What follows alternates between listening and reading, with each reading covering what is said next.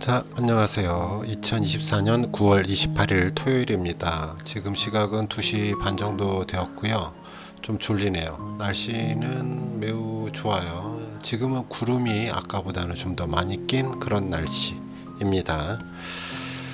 자, 이번 주는 24년도 39번째 주이고 9월 28일 토요일입니다. 제가 수요일에 영상을 개별 종목 하나 올렸었던가요? 기억이 그랬던 것 같죠? 그 영상이 있어서 자꾸 헷갈리네요. 자, 월가에서 잊을 수 없는 9월을 만들어준 파월 연정장. 아직 하루 남았으니까 모르죠. 또 변수가 많이 발생하고 있습니다. 자, 이번 주 소식부터 볼게요. 이번 주에는 우리 장에서 코리아 밸류업 지수라는 게 발표가 됩니다. 코리아 밸류업 지수가 100기업이 발표가 되는데 뉴스에 많이 나와 있었기 때문에 종목들이 어떤 종목이고 이런 것들은 한번 살펴보시면 좋겠습니다. 구성 종목은 100종목, 그 다음에 1000포인트부터 시작을 하고, 그 다음에 연 1회에 한다. 비중 상한은 15%. 요게 좀 말이 좀 있는 것 같아요. 이게 100종목이기 때문에 한 종목당 1% 이상 되면 좀 비중이 커지는데, 삼성전자 하이닉스가 들어가 있는 이런 판국에 15%의 비중은 너무 높다. 이런 얘기가 좀 있는 거겠죠. 그런 얘기가 좀 있고 요렇게 스크리닝 하는 걸 써놨는데 과연 이게 제대로 된 이야기냐, 엑셀 작업을만을 위한 어떤 구성이냐, 이런 얘기가 좀 있었던 것 같습니다. 여기 제외된 게 KB, 하나금융, SK텔레콤 이런 것들이 빠지다 보니까 종목을 검토해 보겠다, 이런 얘기가 나오기도 했습니다. 아무튼 조금 실망스러운 밸류업이었지만 더 나아져서 나와도 나올 거라고 예상을 해봅니다. 그리고 또 하나는 이제 금투세. 자, 금투세를 시행하느냐, 폐지하느냐, 유예하느냐, 이런 얘기가 좀 있었고요. 민주당 의원 중에 한 명은 인버스 투자하면 되지 않냐, 이런 이상한 소리 했었죠. 지금 민주당 내에서도 한 달간 좀 지켜보다가 결정하겠다, 이런 정도 이야기를 하는 걸로 봐서는 아마 유예나 폐지 쪽으로 가닥을 잡지 않을까 하는 개인적인 생각을 좀 가져봅니다. 또 하나 이제 가장 이슈가 이제 중국이 돈을 풀기 시작했다. 요게 이제 이번 주에 가장 핫한 이슈가 아닐까. 국외 정세에 있어서는 한 190조, 듣기로는 한 600조 가까이도 유동성 공급을 한다, 금리 인하를 한다, 이런 얘기가 나오고 있습니다.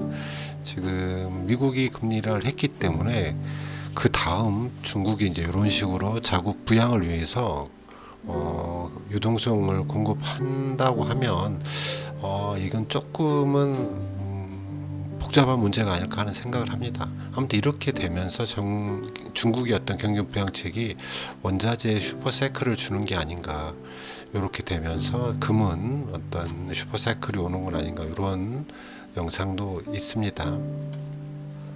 채권왕 역시 채권 안 하고 이제는 금을 모아야 한다, 이런 이야기도 좀 있죠. 또 진순왕의 엔비디아가 진순왕이 주식을 팔고자 했던 주식을 다 팔았기 때문에 엔비디아가 좀 상승을 했다, 이런 것 때문에 올랐으나 금요일은 또 약간 빠지는 모습. 그리고 ETF의 이름이 좀 커버드콜의 이름이 좀 바뀐다라는 거 확인하시면 좋겠습니다. 자, SCHD가 10월 10일 날 액면 분할 1대3으로 액면 분할을 한다고 합니다. 이 차트 바꿔서야 되는데 바꾸지 않았네요. 주봉 차트인데 아마 캡처한 지가 좀 오래됐습니다. 조금 다르겠지만 감안하고 봐주시면 돼요. 10월 10일 날 액면 분할 한다, 이렇게만 알고 있으면 되겠습니다. 다음 마이크론 테크놀로지, 역시나 실적 발표에 대한 얘기죠. 실적 발표가 주황색 선이 잘 보이는지 모르겠지만 이 정도를 예상을 했었는데 조금 더 나온 거죠. 서프라이즈 할 정도는 아니었지만 아무튼 이걸로 인해서 시장이 또 방향을 잠깐 바꿨다. 그다음 7광구, 그다음에 대왕고래 이야기가 조금 있습니다. 7광구에 대한 거는 이제 한일 협정에 대한 얘기죠. 과연 일본이 제대로 협정을 해줄지는 잘 모르겠으나 어찌 됐든 협정이 이루어진다는 것 자체만으로도 조금은 의미가 있다, 이렇게 봐야겠죠. 이게 이제 해협을 나누는 어떤 기준이 어떤 대륙붕의 소유에 대한 이런 기준이 좀 바뀌면서 일본 쪽이 유리하게 바뀌면서 그동안에 이제 공동 개발했던 걸 다 일본이 안 하고 있었는데 이번에 얼마 안 남았다고 제가 알고 있어요. 10월인가? 뭐 그때까지 하지 않으면 이제 끝나는 걸로 알고 있는데 요런 이야기를 다시 한번 해본다. 그래서 좀 의미가 있는 얘기 아닌가 요런 이야기가 좀 나왔었죠. 그다음에 우리 대한고래는 12월에 첫 시출을 해보겠다 이런 얘기가 좀 있는데 모르겠습니다. 크게 관심은 없는데 이런 이슈들이 좀 들려온다.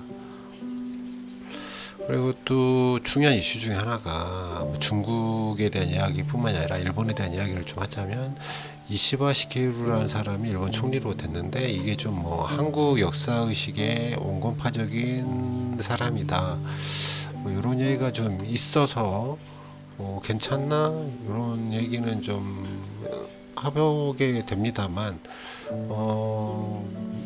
일단 일본 엔화의 가치를 높이려고 하는 그런 게 좀 있는 것 같아요. 이건 좀 지켜봐야겠어요. 어떻게 올라가는지 조금만 지켜보도록 합시다.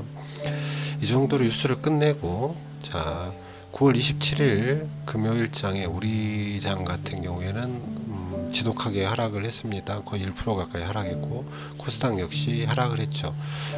뭐 아시아장이 다 나빴냐면 니케이 올랐고요. 물론 이제 니케이가 지금 저 총리 이후로 살짝 주저앉는 선물을 보여주고 있습니다만 뭐 어찌됐든 금요일장에는 상승했다. 상해 역시 상승했고요. 항생도 역시 약간 뭐 보합 정도로 마무리됐다. 이렇게 보합이라고 보기에는 3% 올랐네요. 잠깐만 제가 뭘 본 거죠? 시가를 받아서 그런데 꽤 많이 올랐다. 상해도 많이 올랐군요. 니케이도 많이 오르고 우리 장만 모질란 거였군요. 자 유럽은 하락. 그 전에 많이 올랐어요. 특히나 명품주 같은 경우 그 전에 많이 올랐었기 때문에 뭐 때문에 하락했는지 제가 찾아보질 않았고요. 미국 주식은 다운은 괜찮았는데 나머지는 보합 이 정도 됩니다.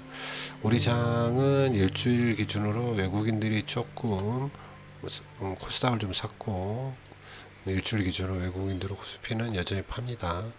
조금 더 나오나? 삼성전자 차트를 제가 만들었는지 기억이 안 나네. 봐봅시다. 코스피 주봉을 보면 50선을 다시 위로 올라가는 형태를 보입니다. 돗질을 띄고 상승하는 형태라 조금 더 상승할 가능성이 있지 않을까 이런 생각을 해보고는 있습니다. 일단 51선을 다시 위로 올라가니까 주봉상 50선은 위로 올라왔으니까 좋은 모습, 힘이 좀 생기는 모습 이렇게 이해하는 게 좋겠습니다. 코스닥은 바닥을 찍고 연속 3연속 상승 이러면 좀 힘이 있다. 다만 이제 다음 주는 좀 쉬어갈 수도 있고 그러니까 좀 더 살펴봐야겠다. 이런 정도. 자 코스피 코스닥 일주일치 상승 하락 종목들을 좀 보면 하이닉스가 꽤 많이 오르는 게 보이시죠? 하이닉스가 많이 올랐네요.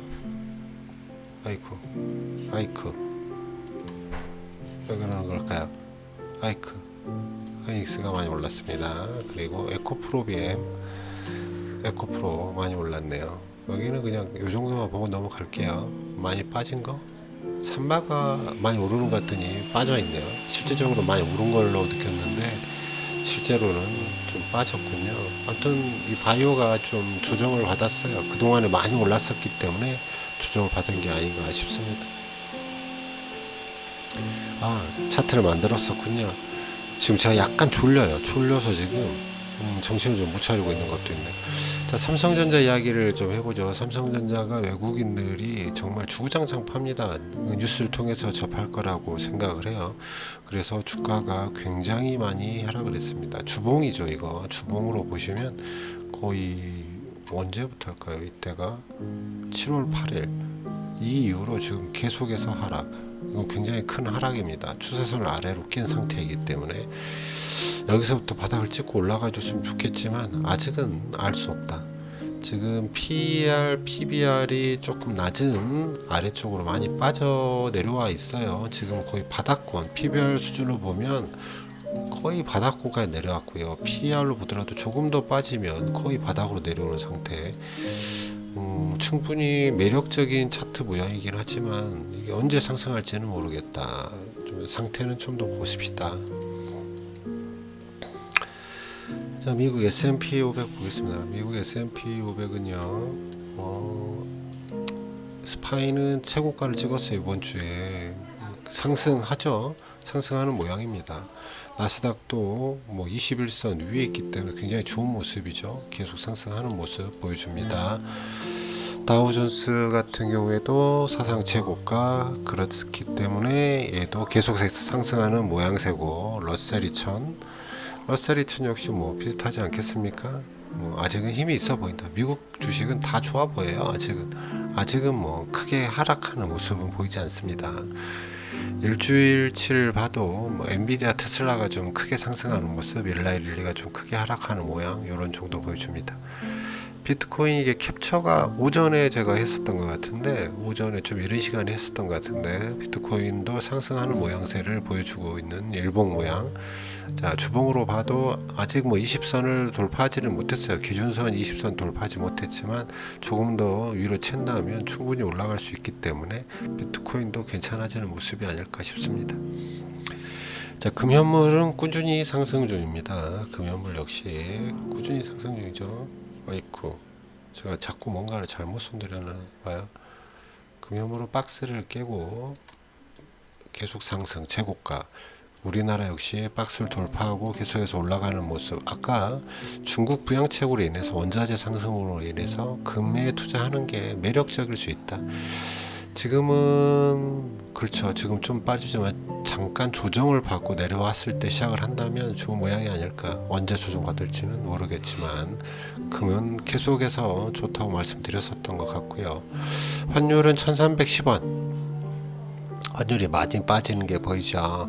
1300원대까지 충분히 내려올 수 있는 여지를 보여주고 있습니다. 이 바닥이 1300, 1200 이 정도 수준일 것 같은 1290 이 정도 수준까지는 빠질 거라고 저는 생각을 하고요. 인덱스는 100 언저리까지는 내려오겠지. 아직 반등 신호 없습니다. WTI는 아무래도 이제 사우디가 감산을 좀 줄이는 것 같고, 여러 가지 지정학적 요인도 안 통하고 이러다 보니까 뭐 다시 증산하는 것 같은데, 한 60불, 70불 요 정도 언저리, 70불 언저리가 되겠죠. 그 정도를 유지하지 않을까 당분간 보입니다. 국채 금리는 바닥을 찍고, 뭐 저희가 이제 단기 저점으로 생각하는 게 3.8이니까 아직은 3.8보다 조금은 낮긴 하지만 요 정도 수준에서 당분간은 연준을 좀 지켜보고 있지 않겠나, 이런 생각을 하죠. 아까 중국에 대한 부양책 얘기를 하면서, 중국 부양책까지 걸렸기 때문에 연준이 계속해서 금리를 50bp 인하하는 게 좀 부담스럽지 않을까 하는 생각을 해요. 그래서 정말로 좀 시장이 또 약간 이상해지고 있다, 이런 생각을 합니다. 특히나 이제 채권 같은 경우에는 3.8 이 정도 수준을 계속 횡보할 수도 있겠구나. 금리 인하를 좀 굉장히 더디게 할 수도 있지 않을까, 이런 생각도 조금은 해보게 되네요. 이런 것들 좀 더 봐야 될 것 같죠? 장단의 근위차는 이제 플러스로 돌아서 확실히 올라가고 있고요. 그 다음에 지표를 보면 일단 GDP가 나왔는데, GDP가 예측치랑 비슷하게 나왔습니다. 괜찮다, 이런 얘기죠. PC 지표를 보면 PC도 뭐 개인 소비 지출이 조금 줄었죠. 실제보다는 좀 줄었다. 코어 PC는 뭐 예측과 동일하게 나왔다. 그래서 괜찮다, 이렇게 읽히는 것 같아요. 공탐지수는 그리드 쪽에 있습니다. 68 정도. 뭐 아직은 뭐 익스트림 그리드는 아니기 때문에 조금은 괜찮지만, 그래도 익스트림 그리드에 가까워질수록 조금은 긴장을 하는 게 좋겠습니다. 자, 나머지 지표들은 뭐 그리드라고 하지만 거의 익스트림 그리드죠. 125주 125일 선의 상 쪽에 있고요. 뭐 이런 정도. 아직 50주 신고가가 많고, 그다음에 뭐 이런 정도 보겠습니다. 자, 빅스는 16 안정적이다. 미국 주식은 좀 안정적인 형태를 띠고 있으나 국내 V 코스피를 보시면 변동성이 꽤 크죠. 이렇다는 건 우리나라 증시는 아직 어디로 튈지 모르는 상태에 있는 것 같다. 조심하자, 이런 얘기를 합니다.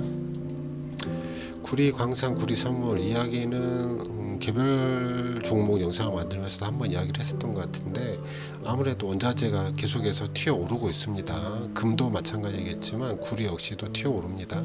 그래서 구리 관련주인 저 같은 경우는 LS에 좀 힘을 실어봤다 이런 얘기를 드리고요.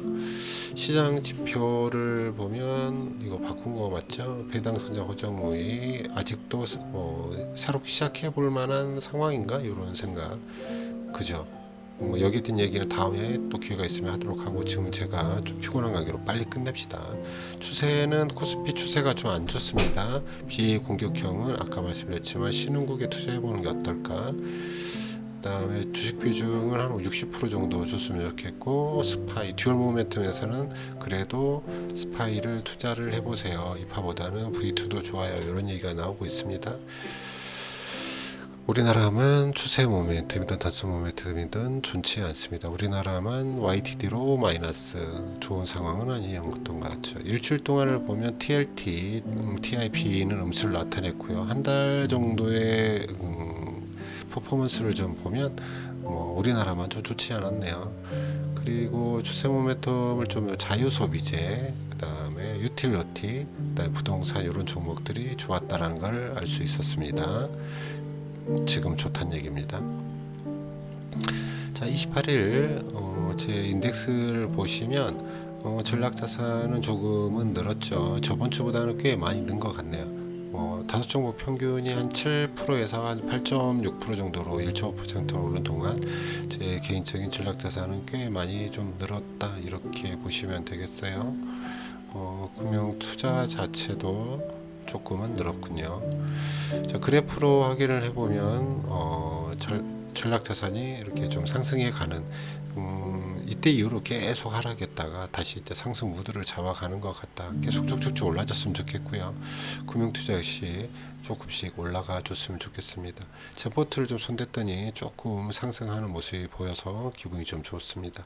젠포트 자체를 좀 보면 아직도 물론 이제 전체적인 수익률은 2, 3년 됐으니까 0.23년 택도 없는 거지만 어찌됐든 원금에 비해서는 상승을 했다라는 걸 알 수가 있죠.